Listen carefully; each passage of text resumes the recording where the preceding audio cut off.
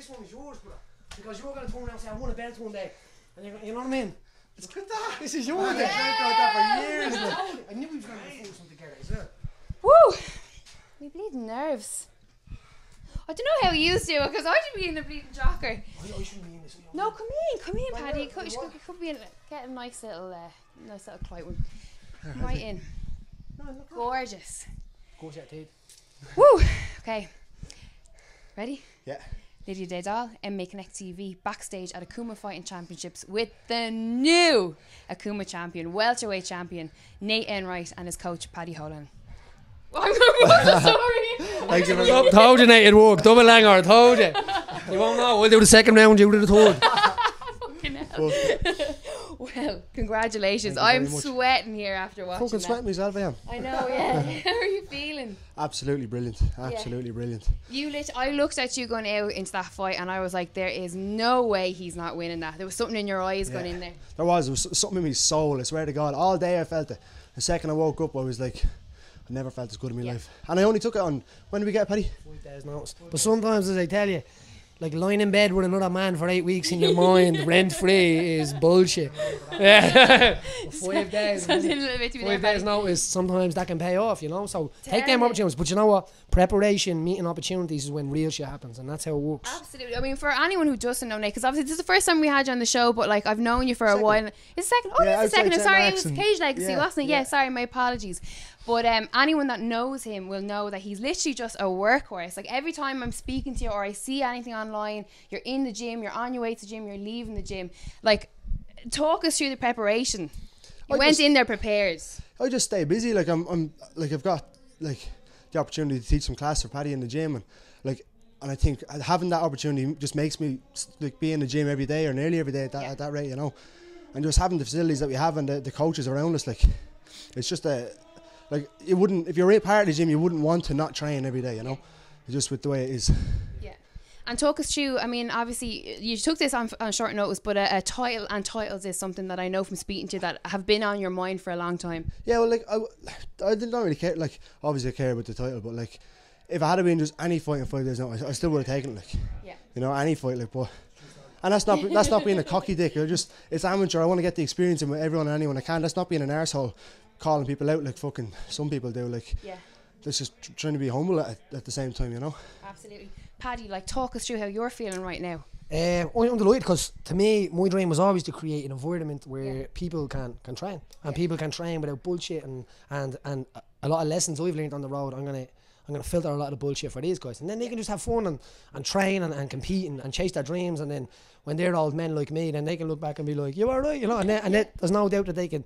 You light one fire and that fire lights fires and it lights little fires, and that's the most important thing to me, you know what I mean. Nate is a good example of a person that has bettered himself, and now he uses that better self to better other people, you know. But they're saying that some people pull their ladder up after they get success. I think that's what some people call it. But Nate is one of these guys that spreads it across all of the others in the gym, and they all look up to him and he has a nice beard as well. He does have a nice beard as well. And you know what? The one thing that was apparent, because you had a few guys on the card today, is that the support, teammates and friends and family that all came, and you can just tell that the vibe that you're enforcing out in that gym is coming with you. Definitely, it's on the road. Equality, you need it's equality, and like even that sometimes.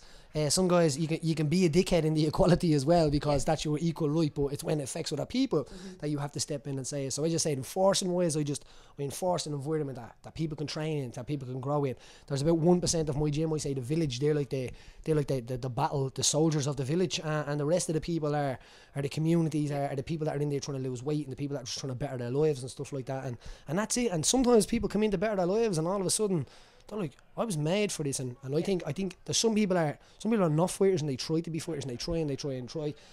Nate is a fighter. Yeah. Nate's a fighter without even without training. If Nate didn't have training, he will fight and fight and fight, and that's all I ask for as a coach is when we're walking out, it's gonna be nervous. That's how it is. It's normal. I think we can feel. It was actually a crazy moment because looking at that guy in the dressing room, I said to Nate, if you take his back, be very careful, Nate, because he's gonna stand up and it might freak you out. And all of a sudden in the second round, Nate gets his back, and it's like, so I think the experience that I've carried from looking at guys and being up here so long and being all different types, I can see these things happening, and there's nothing better when something like that happens and you're looking over at your coach and he's like kind of looking at each other and he's having that little moment of like, shit, maybe he's not just a crazy ginger bastard. Yeah, You know what I mean? There was a lovely moment going into the third where you came in and you just kind of looked at him. I think it's when you kind of slipped in the second, you know, and you just had this lovely exchange of like, come on, you know, it was just like, it was so nice. And then afterwards then you were just like both going like, you know, you were saying, I owe this to him, and you're like, oh, it's all him, you know.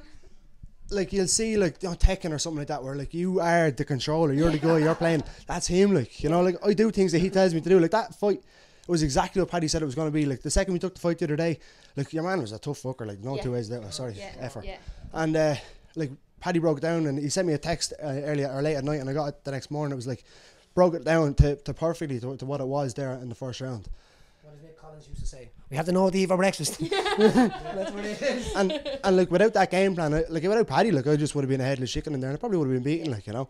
But just listening all to him, like. Happy days. Listen, congratulations to both of you. I'm delighted. It's always good to when you follow someone's journey and we've known each other for a while, and then to see it all come to fruition and like, the success of tonight. I would have looked at Paddy like when he was fighting in the UFC and that, and looked at all his fights and like, that is a mad fucker, like, you know.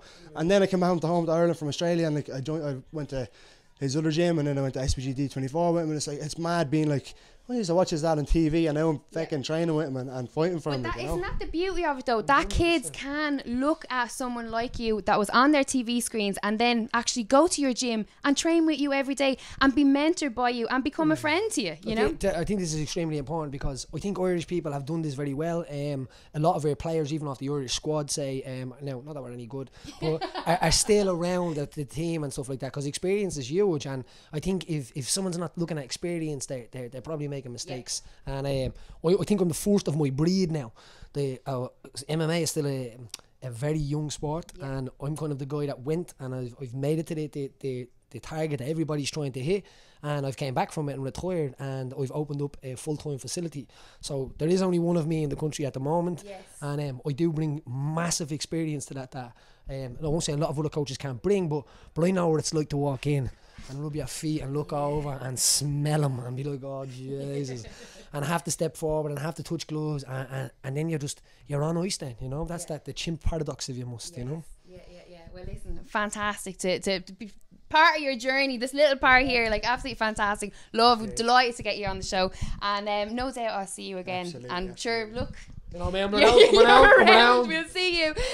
New champ, new Akuma welterweight champion Nate Enright, and his coach Paddy Holohan for MMA Connect TV. Thank you very much. Yup.